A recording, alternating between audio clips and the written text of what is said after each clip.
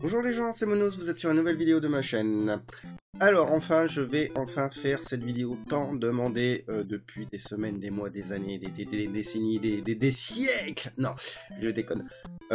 Plusieurs fois on m'a demandé de présenter toute ma collection rétro. Alors c'est ce que je vais faire, mais éparpillé dans plusieurs. On va pas s'en sortir, je vais tout vous montrer, ça va me servir aussi pour trier un peu ce que j'ai. Voilà, donc au début je me suis décidé comment je vais m'organiser. Est-ce que je vous montre que les machines? Est-ce que je vous montre le matériel que j'ai à côté? Est-ce que je vous montre les jeux? Pas un grand collectionneur de jeux, même si j'en possède, c'est pas ma pierre angulaire. Oh, j'ai dit allons-y. Donc on va commencer par cette première vidéo et on va parler donc d'une machine que beaucoup de monde apprécie quand on parle du rétro gaming. C'est bien sûr, je parle de la NES. Et ouais, je vais vous présenter la NES et la Famicom, ce que je possède. On va faire un petit tour d'horizon là-dessus. C'est parti. Alors, on va commencer par les deux machines européennes que j'ai. Alors, je vais pas vous montrer toutes les NES que j'ai que 3 NES européennes à disposition de NES PAL. Il m'en manque une quatrième qui se cache je ne sais pas où. Alors on va commencer par celle que nous en France on a le plus connue à 99,9%. C'est tout simplement la fameuse NES française. Voilà, donc c'est cette petite NES qui est ici. Alors je sais peut-être. Voilà, donc c'est notre NES 50 Hz PAL. Avec ici une sortie de courant pour mettre la batterie, enfin la batterie, le chargeur, le transformateur, pardon, et ici pour sortir en Péritel qui est complètement du faux RGB bien dégueulasse. On a une machine très dégueulasse. Voilà, donc bien sûr il faut que je raconte un petit peu l'histoire de la machine, sinon c'est pas d'intérêt.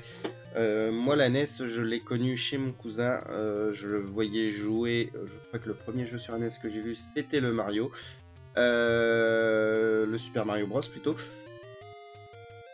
Un ami avait aussi une NES où j'ai beaucoup joué dessus. Alors de mémoire, le jeu qui me plaisait le plus c'était Blade of Steel, un jeu de hockey sur glace que je surkiffe et que je n'ai pas en cartouche. Là, donc j'ai pas ce jeu. Sinon, qu'est-ce que je peux dire de la NES quand on a récupéré, donc alors, je ne sais pas si c'est cette NES là ou une autre NES que j'ai, je ne saurais pas l'identifier. J'avais racheté ça à un copain en 96-97 à peu près. C'était ma première NES que j'avais à la maison et il y avait des jeux et j'adorais donc Super Mario, et un deuxième jeu que je kiffais, ma race que j'ai pilé, c'était donc Félix le chat. Et vraiment très bon, on pouvait se transformer en char, il y avait plusieurs transformations de personnages avec un gameplay différent. Franchement je vous le conseille. Voilà, ça c'est donc une NES française toute caca. On avait vraiment des NES dégueulasses à la sortie, donc on parle de même si c'est RGB, mais c'est du RGB très dégueulasse. Voilà. J'avais racheté aussi une NES à la RGC il y a 2 ans, et j'avais aussi récupéré une NES chez mon patron. Voilà, ça c'est une NES française, et j'ai encore une NES française ici qui est ouverte. Je dois tout simplement la nettoyer. Couper une patte, la 4e patte en partant de gauche pour la dézoner, puis nettoyer le port cartouche. Bon, c'est une opération que je dois faire depuis pas mal de temps, que je n'ai pas faite. Et enfin, il n'y a pas si longtemps que ça, j'ai récupéré, enfin c'était l'année dernière, une NES dite européenne. Il y a un jeu dedans. Voilà, on présentera les jeux dedans.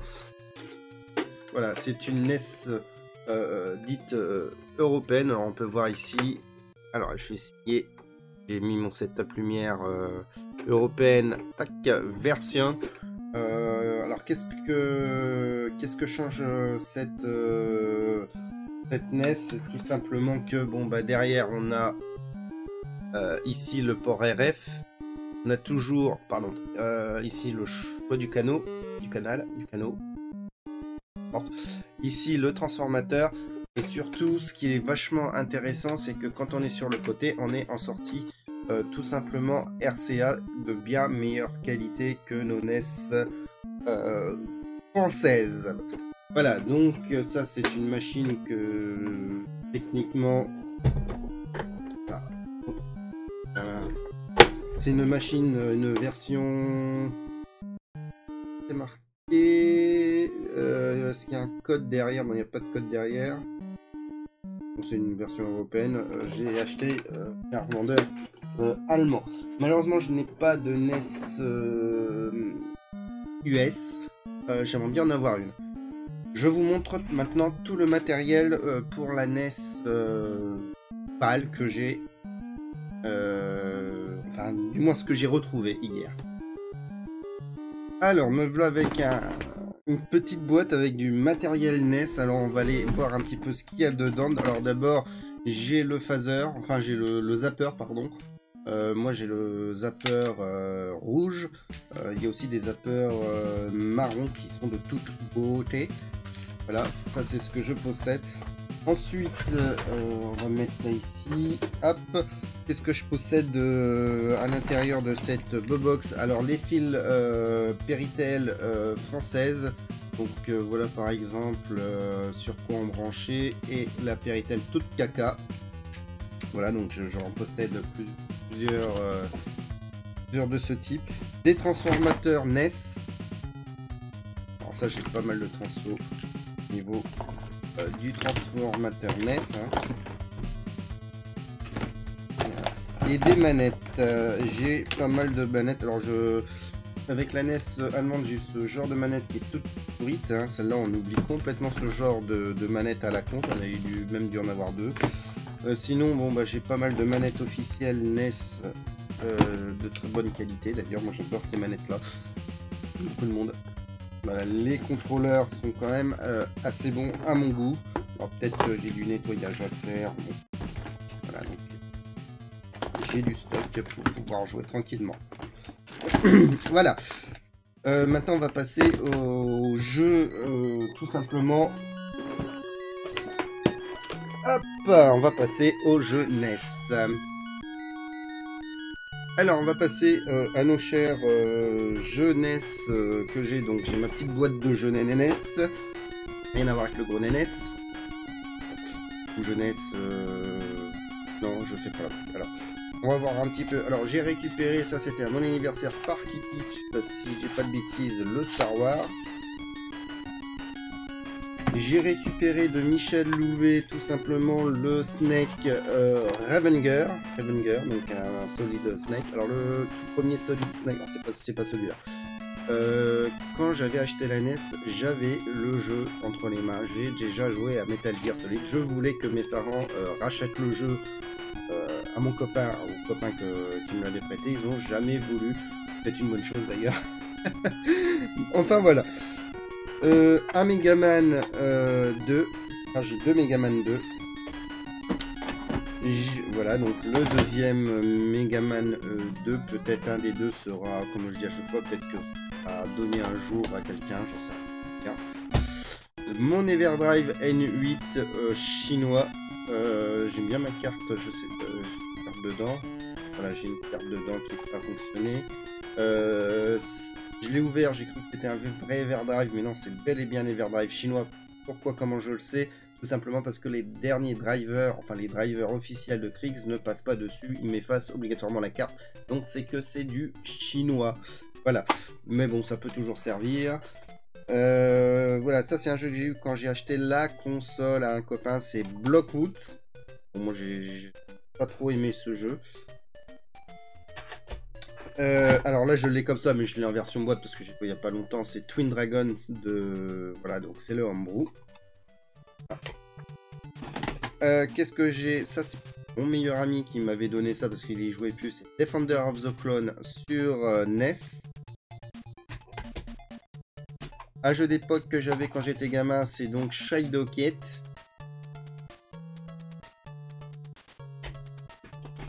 Je sais pas où j'ai récupéré ça, peut-être dans un sac de ma tante, il me semble, qui avait des NES, des manettes et Lunar Pool. Peut-être que le Star Wars c'était de ma tante. Les fameux chevaliers du Zodiac, première vidéo du joueur du grenier. Alors moi j'adore, j'ai kiffé ce jeu. Alors moi j'étais bloqué une fois que j'arrivais dans la grotte. Mais j'ai pas mal joué quand même à ce petit jeu là, donc avec la légende d'or. Donc l'étiquette a pris cher, mais moi franchement j'ai bien aimé quand j'étais gamin.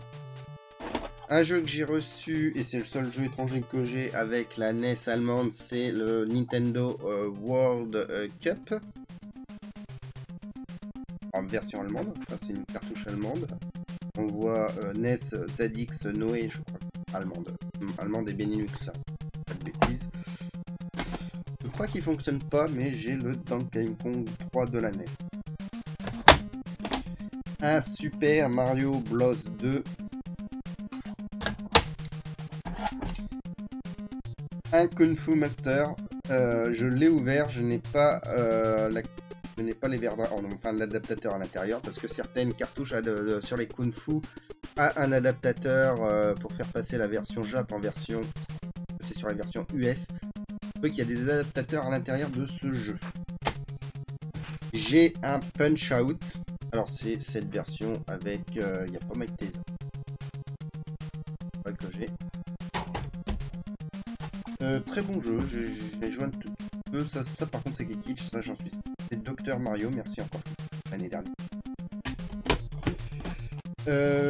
J'ai pas dû tester, mais les Turtle Ninja 2 arcade game. Ah. J'ai mis la lumière en face de moi. Les Turtle Ninja. Très bon jeu quand on aime, très mauvais jeu quand on n'aime pas, très difficile vers la fin. Bon, j'ai pas aimé à la fin, mais bon, quand on était gamin, on ne dépassait pas le niveau de la mer. Le Blaster Master.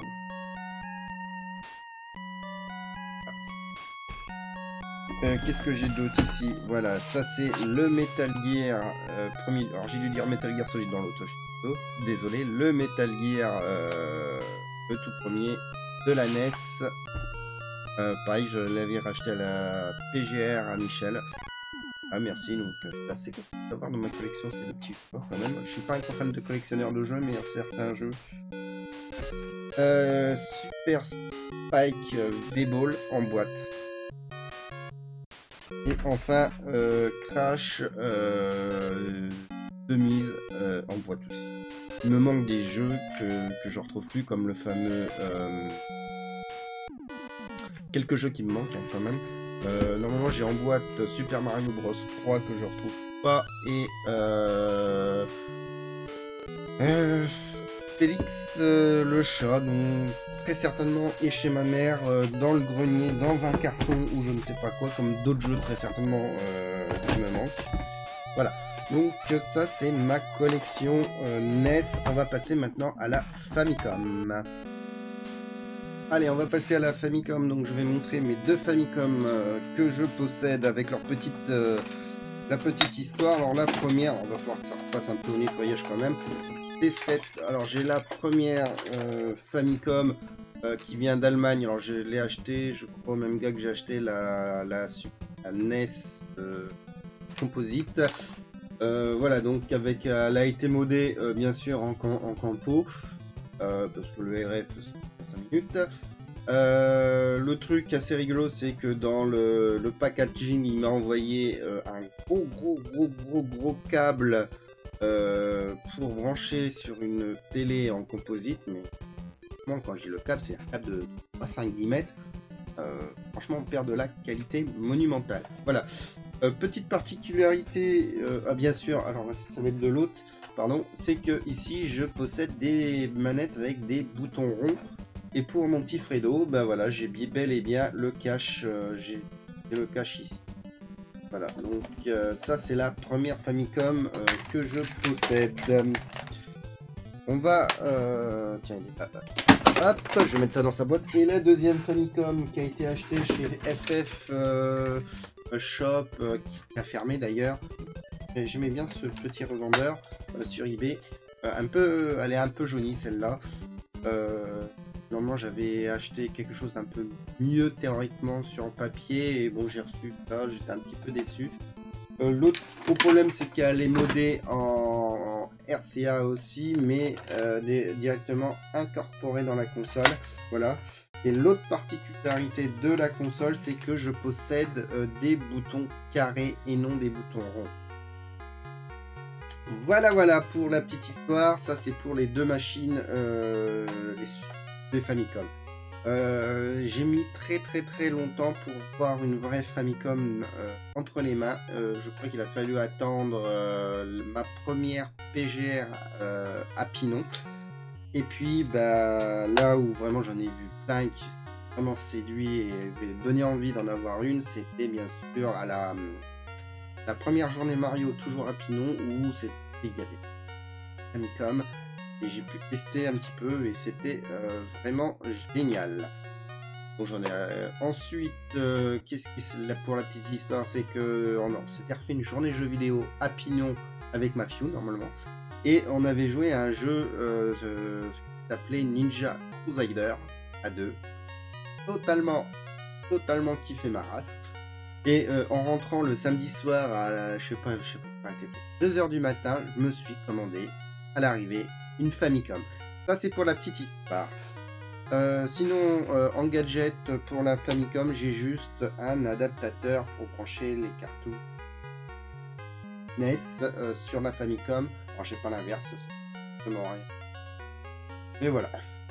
Je vous présente les quelques jeux que je possède sur la Famicom. Pas grand chose, mais bon. Alors voilà, on va parler jeux vidéo. Donc ma petite collection de jeux Famicom qui n'est pas bien volumique. On va commencer par le premier jeu que j'ai eu avec ma première Famicom, la grille. Eh bien c'est Kikich pour me l'avoir réparé. C'est tout simplement le très mauvais Pac-Land. Alors moi j'aime pas du tout, enfin très mauvais. Pas très fan, donc c'est Pac-Land que je possède. Voilà, donc ça va aller dans la zone de jeu de la Famicom. Ensuite j'ai récupéré le tout premier jeu que j'ai acheté avec la console, enfin en même temps que la console, parce que je voulais tout simplement ce jeu. C'est Ninja Crusader, qui est un monument à deux. Faut jouer à deux à ce jeu, il est vraiment génial. On a passé un bon moment dessus, je crois que c'était avec ma fille quand même. Et avant qu'on déplace la deuxième Famicom à Christophe avec son Everdrive qui m'a foutu en l'air le jeu, on était bien vénère. Mais c'est vraiment un très bon jeu, je conseille en multijoueur. Alors, solo peut-être pas, mais en multijoueur je le conseille. Ensuite, je propose aussi tout simplement deux jeux que je voulais. C'est le premier Ninja Gaiden et très dur et très bon. J'ai fini avec Everdrive et avec Safe State. Franchement, c'est une tuerie ce jeu, le tout premier. J'ai passé un très bon moment en live avec vous. Et puis enfin le deuxième, j'ai eu l'occasion de d'acheter le deuxième, donc pas trop cher. Donc je ne l'ai pas fait, où je passe 2 niveaux puis je suis bloqué, mais j'ai préféré le premier, même s'il y a des choses à se tirer les cheveux. Mais il est vraiment très excellent. Ensuite, deux jeux que je voulais, parce que de temps en temps j'y reviens, c'est tout simplement Adventure of Lolo premier du nom et Adventure of Lolo second du nom. Alors je ne sais pas c'est qui est qui. Ça doit être le premier ou ça et ça le deuxième ou inversement, j'en sais rien. Bon, très bon jeu de puzzle game, très mimi. Voilà, donc si vous avez l'occasion d'y jouer, jouez-y. En plus, bon, c'est les versions comme si vous avez une comme voilà, il y a texte, ça se joue très bien. Rien de mieux que pour s'amuser un petit Mario Bros premier du nom en version originale. Voilà, donc pour que j'achète le troisième, qui me énormément de prévu un jour ou un autre de me prendre donc Mario Bros 3. Alors le 2, enfin la version OS, ça m'intéresse pas, puis le 2, et le 3 au moins en cartouche me botterait vachement bien. Voilà. Et enfin, j'avais craqué en début d'année, je conseille cette cartouche qui est très très bonne, c'est l'Everdrive l'Everdrive N8 Pro de chez Kriegs, qui permet donc de mettre toutes les ROM de la NES, compatible full ROM NES, ce que j'ai compris.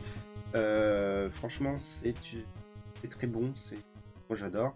Il y a plus, par rapport à l'autre version, alors il existe maintenant, il est publié pour la version NES, hein, si vous êtes plutôt fan de la NES que de la Famicom, ça c'est... ce qui est très bon aussi pour les développeurs, c'est que ici on a le câble Link, enfin câble USB pour brancher sur le PC et envoyer les ROM directement à votre machine pour pouvoir tester vos jeux en réel quand vous développez. Ça marche avec une micro carte SD, plusieurs modes de sauvegarde, enfin il y a plusieurs slots de sauvegarde. Voilà, c'est ce que je peux en dire de cette cartouche, Save States, qui est récent de... Voilà, donc c'est... Voilà. Voilà, donc cette première vidéo dédiée à mon matériel se termine, se conclut. Je pense ne pas avoir oublié grand chose au moment T, donc à l'instant T. Si je possède, récupère d'autres matériel, bien sûr, je le présenterai dans d'autres vidéos comme je fais d'habitude. Là, donc c'est vraiment un gros tour d'horizon de la NES. Que dire de plus de la NES? Bah, c'est pas une machine qui moi... J'ai pas vécu avec la NES directement, moi j'étais plutôt Master System quand j'étais gamin. Ça reste une énorme console, fort potentiel de créativité à l'heure actuelle. Et ça c'est super cool, surtout que la scène démo, de d'Homebrew, pardon, est très très très forte. Voilà, donc j'espère que ça vous a plu les petits loulous. Moi ça m'a plu de présenter ça, même si à la base je ne voulais pas, mais pourquoi pas on me l'a demandé. Prochaine vidéo, on va continuer sur du Nintendo et je vous présenterai ma collection de Super Nintendo, Super NES, qui est un peu plus touchant pour moi, qui me plaît plus. J'ai plutôt vécu avec la Super NES au niveau 16 bits et Master System au niveau 8 bits.